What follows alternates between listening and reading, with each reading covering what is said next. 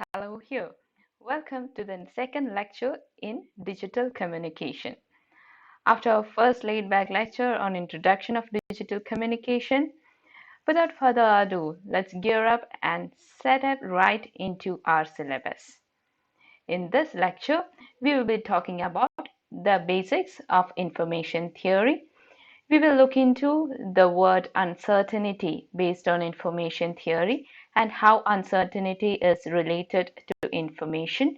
We will look into entropy as a word of uncertainty and based on information theory. Then we will go into the encoding theory, which includes source coding and channel coding, and we will come into know the term channel capacity. The purpose of communication system is to facilitate the transmission of signals generated by a source of information over a communication channel. But in basic term, what do we mean by information? To address this important issue, we need to understand the fundamentals of information theory. In the context of communication, information theory deals with the mathematical modeling and analysis of a communication system. In particular, it provides the answer for two fundamental questions. Number one, what is the irreducible complexity below which a signal cannot be compressed? Or what is the maximum limit to which a signal can be compressed? The second one, what is the ultimate transmission rate for a reliable communication over a noisy channel? Or in other words, what should be the channel capacity for a reliable communication? The answer for these two questions lie in the entropy of the source and the capacity of a channel. Entropy is defined as the probabilistic behavior of an information source, whereas capacity is defined as the intrinsic ability of a channel to convey information. And it is naturally related to the noise and noise characteristics of the channel. Now let's see, what is information theory? Information theory is a scientific study of quantization, storage, and communication of digital information. The field is an intersection with probability theory, statistics, computer science, statistical mechanics, information engineering, the electrical engineering, and much more. The key measure of information theory is entropy. Entropy quantifies the amount of uncertainty involved in measure of a random variable or the outcome of a random process. For example, identifying the outcome of a fair coin flip. It has two equally likely outcomes. Therefore, it provides less information because it has less entropy than specifying the outcome of rolling of a die. A rolling of a die has 6 outcomes, therefore the uncertainty is high. Therefore, the entropy is the amount of uncertainty and thus the amount of information we receive. When uncertainty or the entropy is high, then the information is high. The application of information theory includes lossless data transmission, that is the zip files, lossy data compression, lossless data compression and lossy data compression. Lossy data compression such as MP3 and JPEG. It includes channel coding, that is DSL, which we use in our homes. The impact has been crucial for the success of Voyager missions in the deep space, the invention of the compact disc, the feasibility of mobile phones, and the development of internet. The theory has also found application in other areas, very profound areas such as interference, cryptography, neurobiology, say quantum computing, black holes, intelligence gathering, plagiarism, evolution, much more. It's a very profound area. The remarkable result that emerges from the information theory is that the entropy of the source is less than the capacity of the channel, then the ideally error-free communication over a channel can be achieved. So for a reliable communication, we need to have the entropy to be less than the channel capacity. We will get to know more about entropy and channel capacity in the coming slides. So just hang on to this idea that the entropy should be always less than channel capacity for a reliable communication to be found.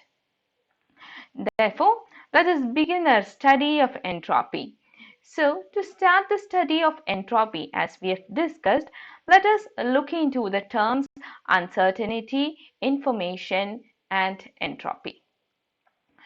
So before a channel is consider a channel or consider a source which is emitting information or messages in a series of sampling interval. So every sampling interval it emits a message or an information. So before the channel emits a message, we have an uncertainty that what is going to be emitted. It is going to emit a message A or message B. So there we have an uncertainty. At the sampling interval, the source emits the message. So at this point we have a surprise because we were expecting A, maybe it has emitted B. In this case, we have a surprise. And after that, we get the amount of information.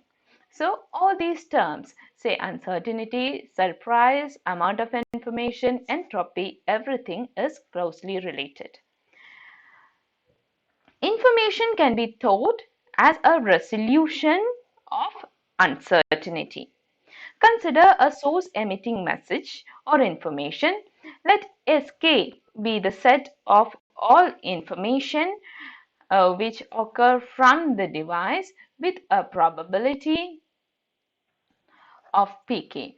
So Sk is the set of all messages which is emitted from the source with a probability of occurrence Pk. Let S1 occur with a probability P1, S2 occur with a probability P2, and so on. And we assume that the symbol emitted by the source, that is during every successive signaling interval, are statistically independent. Statistically independent means the signal which is emitted at t is equal to 1 will not depend on what is being emitted at t is equal to 0 or t is equal to 2. So every message which is being emitted at the sampling intervals 1, 2, 3, etc. are statistically independent.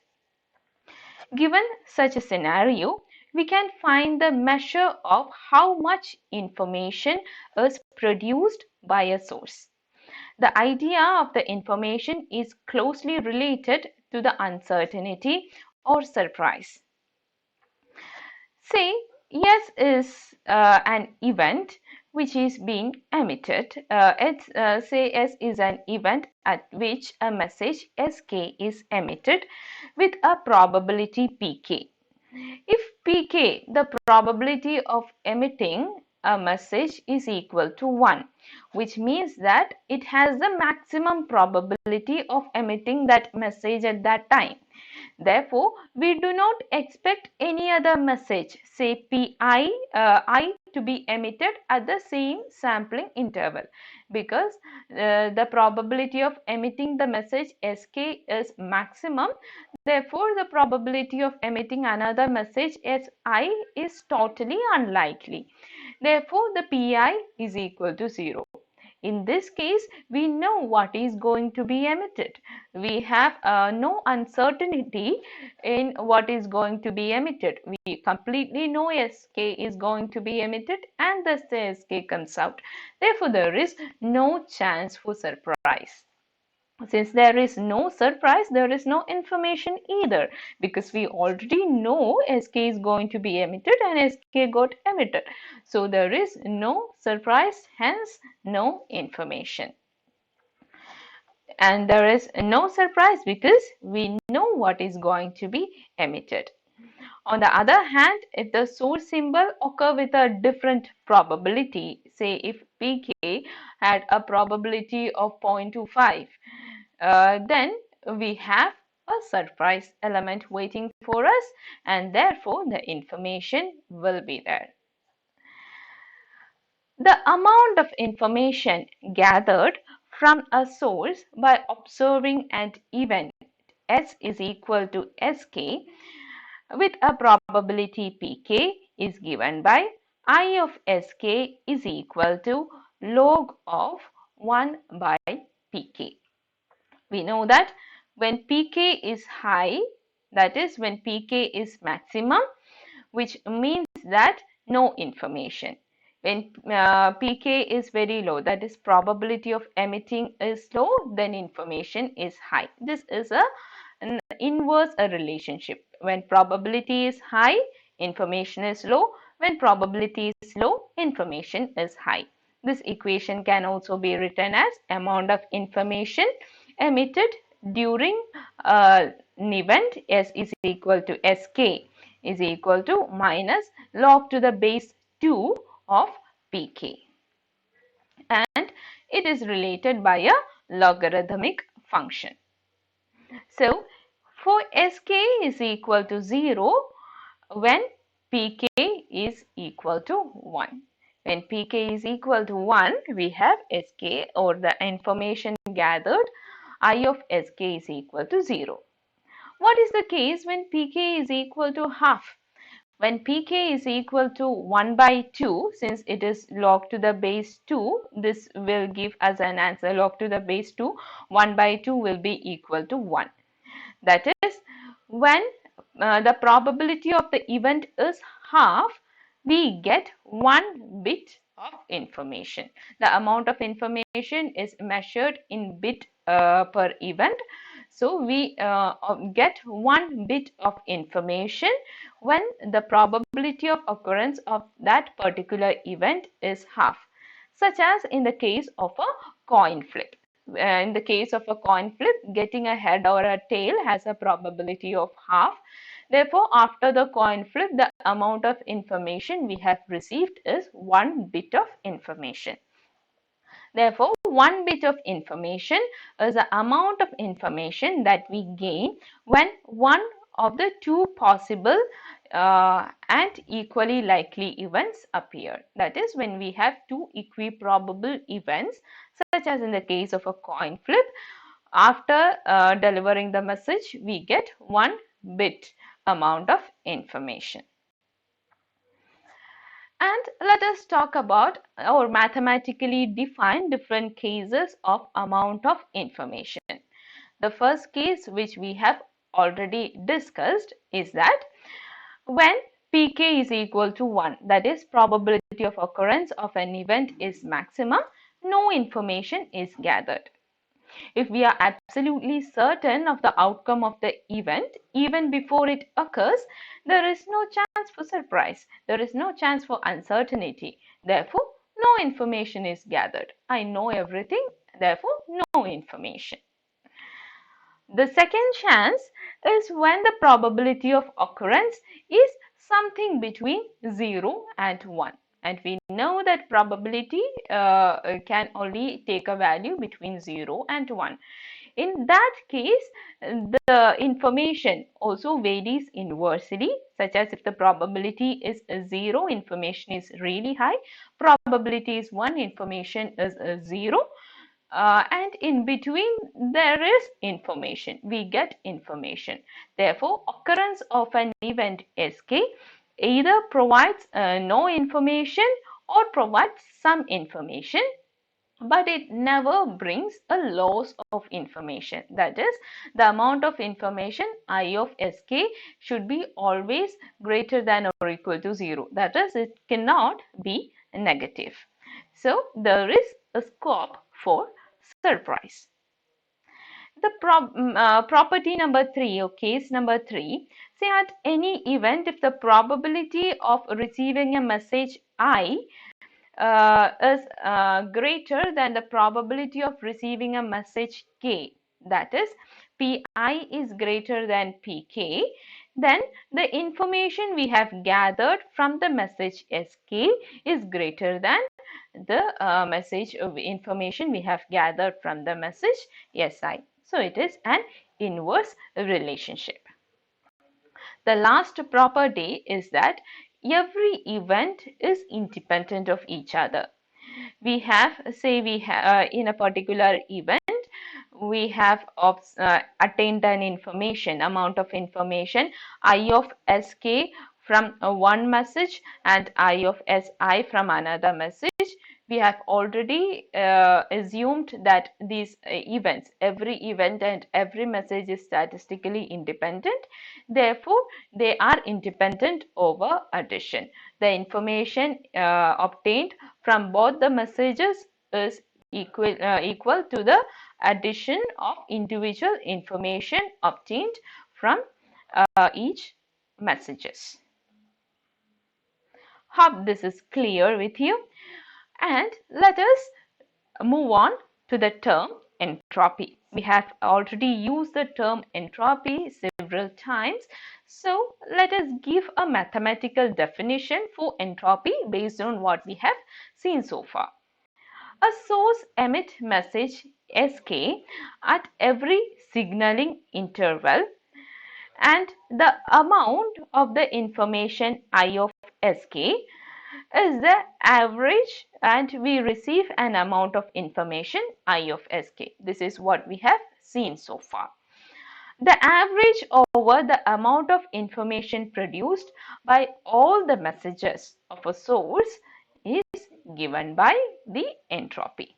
Entropy, it is also known as the Shannon entropy, because so Shannon is the who came with this theory.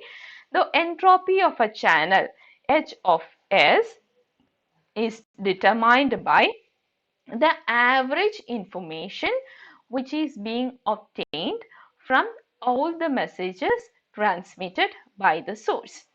So we know that if sk give all the set of messages being transmitted by the source, and s of sk, say at some particular event s is equal to sk, the amount of information we gather is I of sk. In all such event, considering I of sk, I of s, I of xm, every considering events and taking average over all the amount of information, we get to know the entropy of the source. An entropy of the source can be written in terms of the probability of occurrence from our equation earlier, that is negative of pk log to the base 2 pk, where pk is the probability of occurrence of an event k. HS is known as Shannon entropy, and it is measured in bits per symbol or bits per event, and it depends only on the probability of the message. You can see that it depends only on the probability of the occurrence of the message and not on the message itself. It just depends upon the probability of occurrence. HS is always positive and it assumes a value between 0 and log to the base 2k. Here k is the number of symbols in a message, or the total number of symbols or the total number of messages. When h of s is equal to 0, this means that pk is equal to 1. That is, if probability of occurrence of one particular message is high, which means that all other messages is not probable, not likely to occur. In that case, there is no uncertainty, hence no entropy. Therefore, when pk is equal to 1 for some message k, the remaining probabilities are set to 0. Therefore, we have the lower bound of entropy, which corresponds to no uncertainty. When Pk is equal to 1 by k, that is, every event is equally probable. If the every event is equally probable, then Pk is equal to 1 by k. For example, in the case of coin flip, we had two events and two events are equally probable. Therefore, its pk of any event is 1 by 2. In case of rolling a die, we have 6 events. Therefore, probability of occurrence of 1 is 1 by 6. Therefore, if we have k events, k messages, and the probability of is 1 by k, which means that every event is equally probable, then we have maximum, the maximum entropy, and it is given by log k, and thus the maximum uncertainty. Now let us look into the coding theory or the source coding theory. Source coding theory is one of the most important and direct application of information theory. Codes are used for data compression, cryptography, error detection and correction, data transmission, and data storage. This typically involves removal of redundancy and correction of or detection of errors and of the transmitted data. So codes we use for removing redundancy and also for error correction and detection. There are different types of coding. We have data compression, which is also known as source coding, error control and correction, which is also known as channel coding. We have cryptographic coding and line coding. And in our syllabus, we need to learn only about this source coding, which is channel compression, and channel coding, which is the error control and correction. The data compression attempts to remove the redundancy from the channel or from the data, which involves compression of data. So compression of data actually involves removing the redundancy.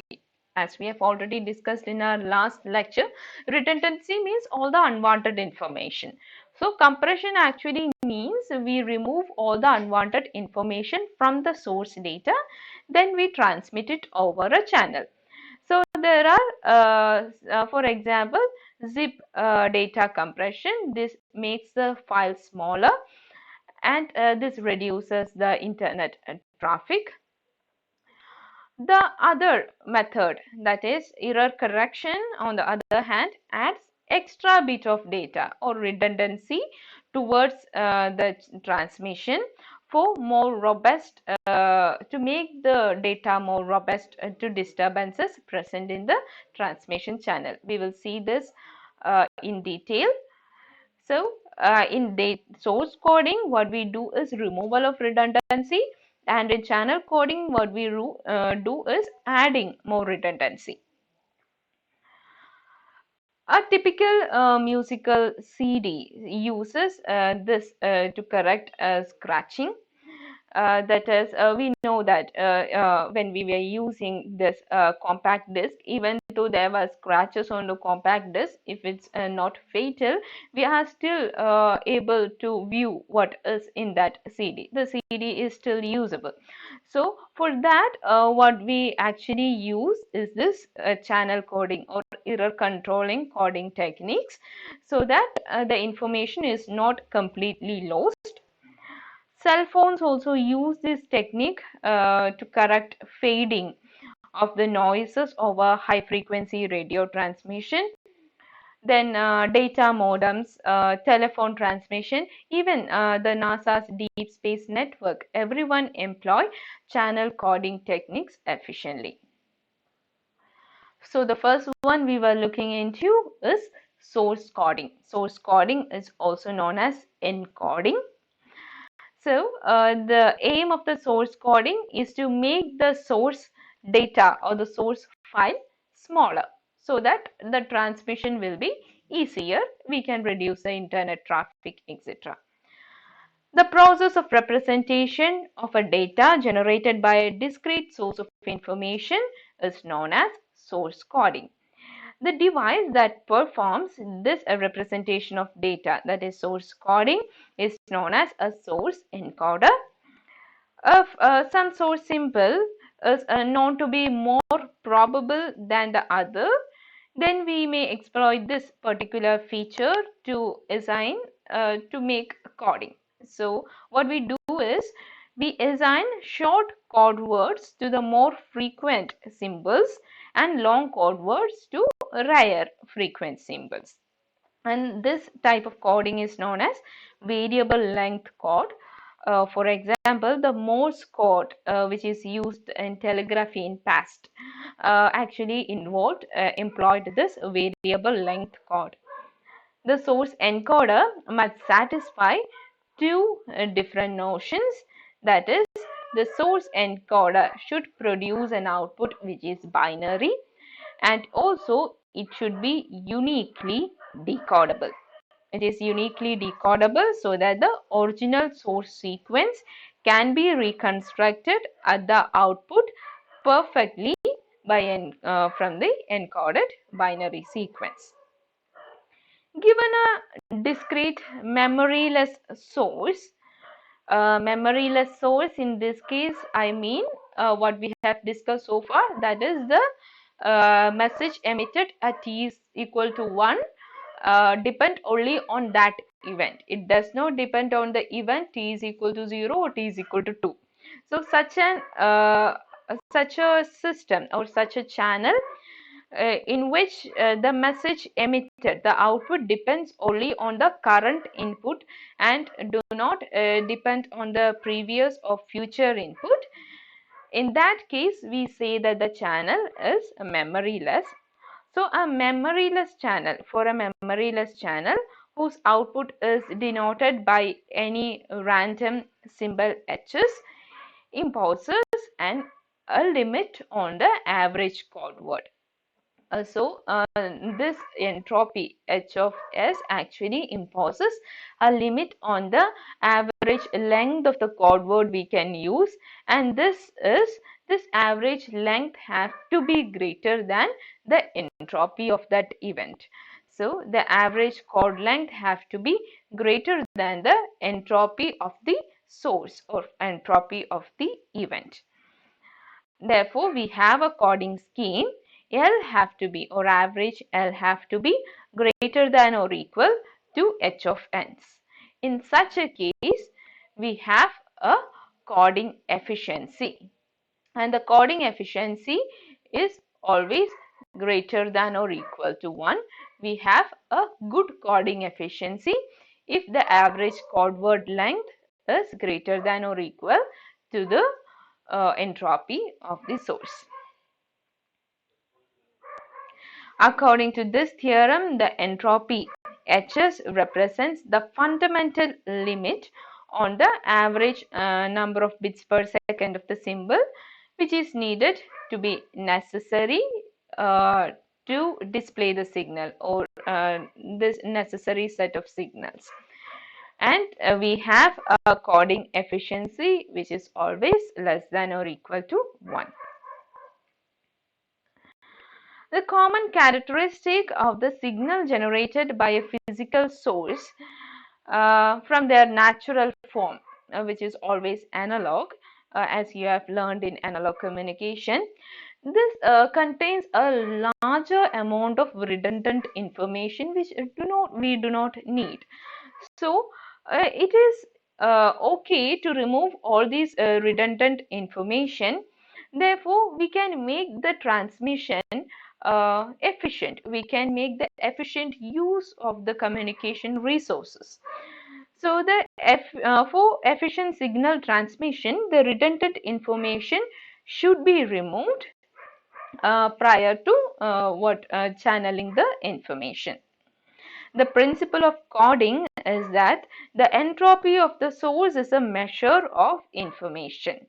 Therefore, source code try to remove this entropy or the redundancy present in the channel and represent the source in a fewer bit. Therefore, less entropy, hence less information. Thus, the total source is compressed. Data compression, which explicitly minimizes the average length of the message according to a particular assumed probability model. There are two types of data compression. As we have discussed, there is a lossless data compression and lossy data compression. In lossless data compression, the data must be reconstructed exactly, for in the case of a zip file. This operation with no loss of information is ordinarily performed on the signal in a digital form. The code resulting from such operation provides the representation of a source output that is not efficient in terms of the average number of output per symbol, but also exact. It is not only efficient but also exact in the terms of reconstruction of the data. But we already know that it has some entropy of the source. So entropy of the source establish a fundamental limit to which how much redundant data can be removed. A lot of redundant data cannot be removed so that this source symbol itself get distorted.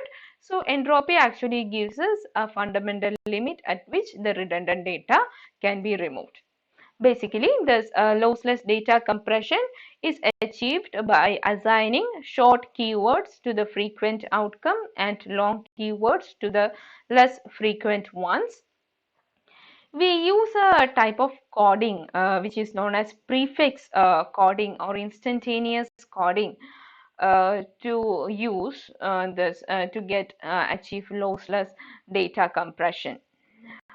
So what prefix coding means that no word is a combination. Say if we have a code for one word and this particular code will not be used as a prefix for any other codes. That is, every message has its own unique code. That is what we do in simple words in prefix coding. There is no prefixes. Say we have a string, let's say y, z, x, x. Okay. Here you can see that the frequency of y is really high, comes next, and z comes last. So since the frequency of y is really high, the code length which represents y will be very low. The chord length which represent x will be medium, and the chord length which chord word which represent z will be very long. So this is what we do in lossless communication or lossless transmission, data compression. Some examples of lossless compression is Huffman coding, similar to prefix coding itself with some little additions, and impulsive coding is also an example for lossless data compression. The another type is a lossy data compression. So lossy data compression, we will occur losses. We have losses. So it allocates bits needed to reconstruct the data, and this bit we allocate is very low. That is the amount of bits we allocate or it is mapped into to a very small set of information. Therefore, exact reconstruction of the data is not possible, and this reconstruction of data which we allocate bits to it's specified by a fidelity level. It gives a limit to the fidelity, and it is measured by some kind of a distortion function so that the message is not completely distorted but not completely reconstructed also. Now, as we have seen what is in the source coding, we must step on to channel coding. So before we step on to channel coding, which is actually the Shannon's second theorem, we must look into a term which is channel capacity. So channel capacity is the tight upper bound on the rate at which the information can be reliably transmitted over a communication channel. So channel capacity actually tells us how much, what is the lesser amount of capacity which is important, that is a reliable communication. What is the minimum amount of capacity of a channel over which a reliable communication is possible. Information theory defines the notion of channel capacity and provides a mathematical model for it so that we can compute it. The key result states that the capacity of a channel is given by the maximum of the mutual information between the input and the output channel, whereas the maximization is done on the basis of input distribution. Consider this Venn diagram which is given here. Here this whole box which contains the redundancy, say information, or say it is the entropy of the input and the output. So this whole box here contains the entropy of the input and the output. This particular circle, this red circle, contains the entropy if x is taken as the input and y is taken as the output. Then this red circle here gives the entropy of the x, the individual entropy of all input signals. This blue circle gives me the individual entropy of all output signals. And this area here and here, this only shaded red area here gives me the entropy of the input signal which is dependent on the output signal. Say at some particular event yes, we have an input x and we get an output y.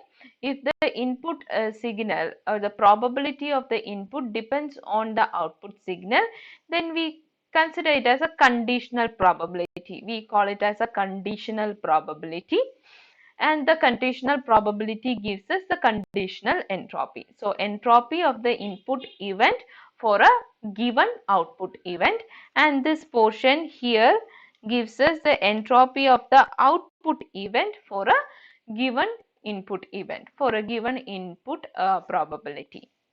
So this portion here actually gives us the mutual entropy or the intersection of the both, and here I get the information which is called a mutual information, and this is the area where I get a mutual information. So mutual information actually is the amount of information which is obtained from one variable by observing any other random variable. So any information which is here, or the any probability or any entropy at this shaded portion actually depends on the input and the output. So by observing at least any one variable, we can collect information, and this area is known as the mutual information. So the channel capacity actually gives us is given by the maximum of the mutual information between the input channel and the output channel.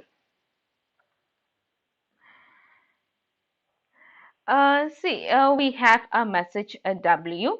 It is encoded using some distribution function Fn, and this is our encoded sequence. So encoded sequence goes into a channel which has a conditional probability y of x. Here y represent the probability of the output and x represent the probability of input. To get to know conditional probability, take a small example. If an example, right? we have a family, we have say a sequence or outcome which says that every 3 person in the world gets a heart attack. Okay, in my home we have three. I have two sisters, so totally we are three. So if my sister gets a heart attack, what is my probability of getting a heart attack if I am the subset? If my sister gets a heart attack, if I am considering the probability of my sister 1, then probability of my sister 2, and probability of getting a heart attack for me, that is sister 3.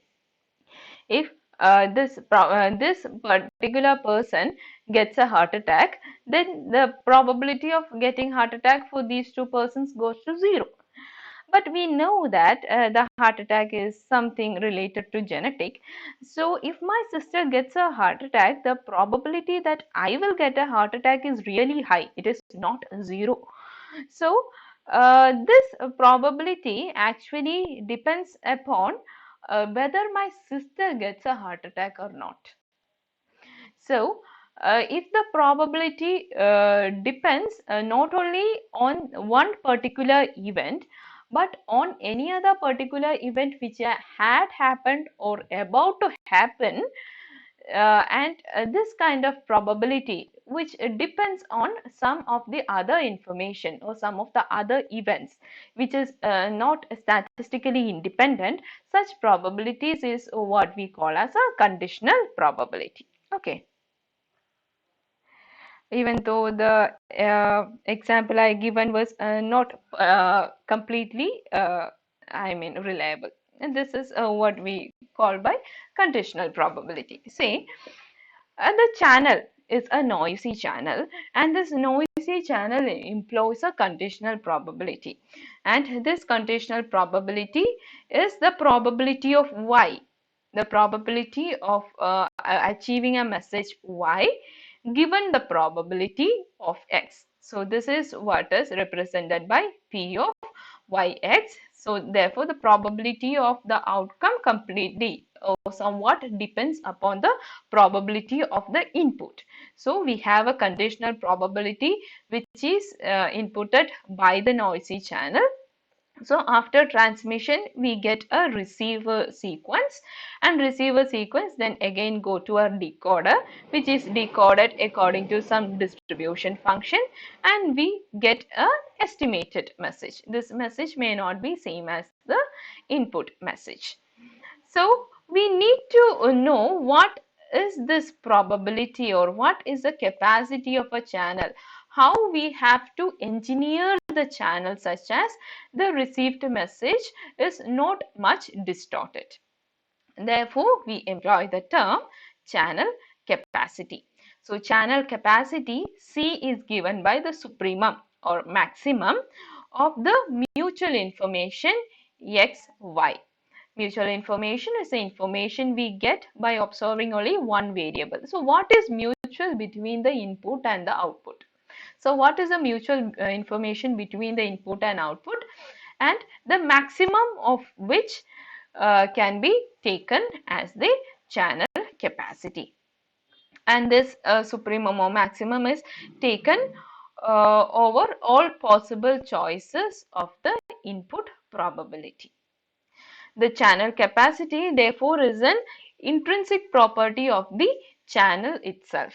As the channel changes, the channel capacity also changes, and it does not depend upon the message which is being transmitted. So now that we have discussed the source theorem and source coding, let us step on to the channel coding.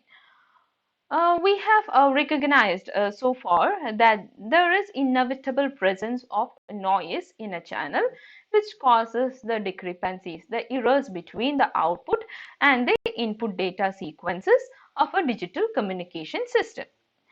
For a relatively noisy channel, for example, for a wireless data communication channel, the probability of error may be as high as 10 to the power negative 1.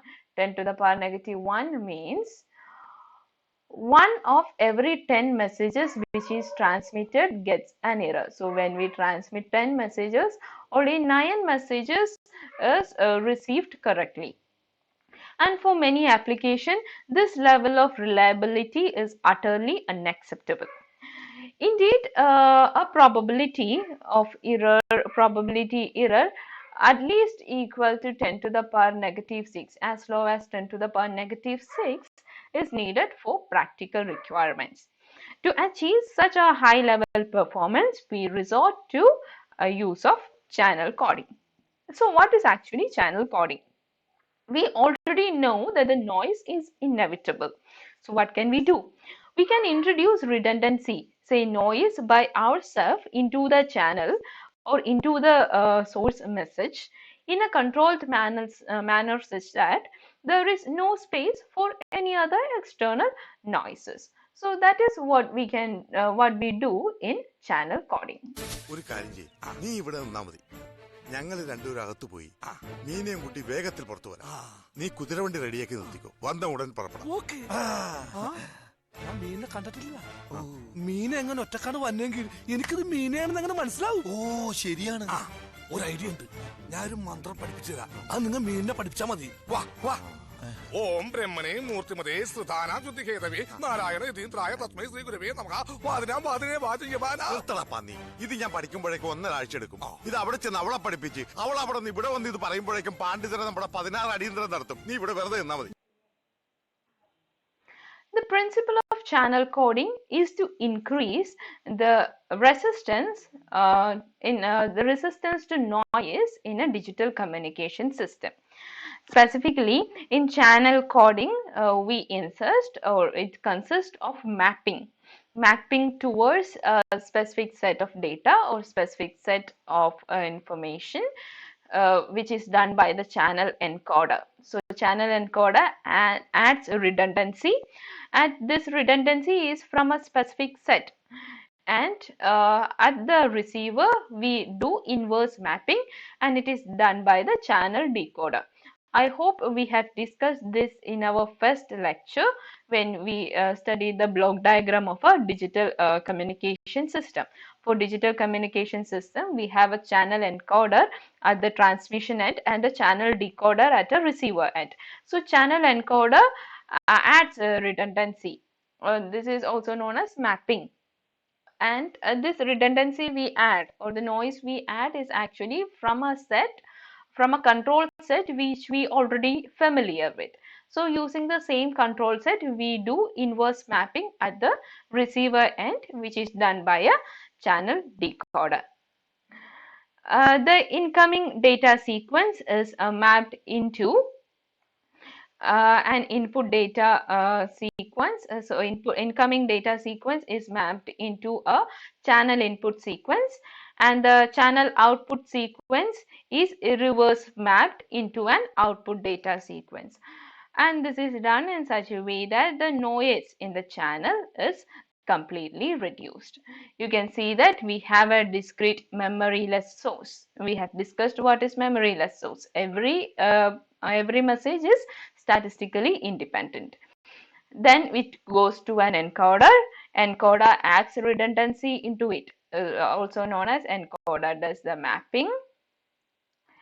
And we have an input sequence which goes into a source. Then it goes into a channel decoder at the receiver end. It does the inverse mapping.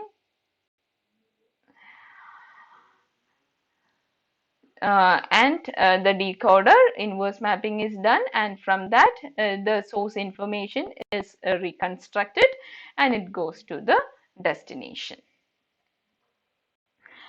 If h of s, we know that h of s gives the entropy of the source, and ts is every sampling interval.